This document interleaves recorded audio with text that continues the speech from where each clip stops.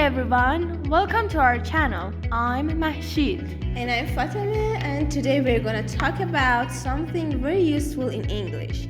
The infinitive, that's to plus base form of the verb. Infinitives are super important because they can do many things in a sentence, like acting as nouns, adjectives, or adverbs. So let's dive in and learn all about them. In the first part, we're gonna discuss what is an infinitive. It's the basic form of a verb with to in front of it. Examples include to eat, to learn, to go, to be. It's simple, right? But the cool part is that infinitives can function in different ways in a sentence. They can be nouns, adjectives, or adverbs. Let's explore each of these. First up, infinitives as nouns. Sometimes an infinitive can act as the subject or object of a sentence. For example, to sleep is important. Here, to sleep is the subject of the sentence. I want to learn English. To learn English is the object of the verb want. Actually, if you can replace the infinitive with a noun like it, and the sentence still makes sense, it's probably a noun.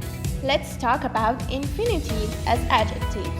Infinitives can describe a noun just like adjectives do. Examples: she is happy to help.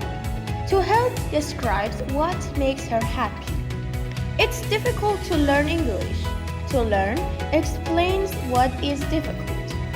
So if the infinitive provides more information about a noun, it's acting like an adjective. Now let's look at how infinitives can act as adverbs. Infinitives can explain why something happens, which is what adverbs do. Examples: he studies hard to pass the exam. Why does he study hard? To pass the exam. This explains the reason behind his action. I went to the park to relax. Why did I go to the park? To relax. So when the infinitive answers the question why, it's functioning as an adverb. Another important rule: infinitives after adjectives. Certain adjectives are followed by infinitives. These infinitives give us more information about the adjective. Examples: she is happy to help. Here, to help explains what she is happy to do. It is difficult to learn English. To learn tells us what is difficult. When you see adjectives like happy, difficult, or excited, they are often followed by infinitives. Now let's look at infinitive phrases as modifiers. Sometimes an infinitive phrase can modify the whole sentence by telling us why something is happening or what the purpose is. For example, to improve your English, you must practice every day. This explains why you must practice to improve your English. So, infinitive phrase is giving us the purpose or reason for the action in the main part of the sentence. Let's talk about something a little tricky: the split infinitive. This happens when an adverb or other words is placed between to and the verb. For example, she decided to quickly leave the room.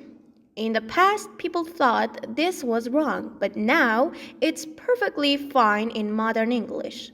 So don't worry if you use a split infinitive. Lastly, we have the perfect infinitive. This is used to talk about an action that happened before the action in the main part of the sentence.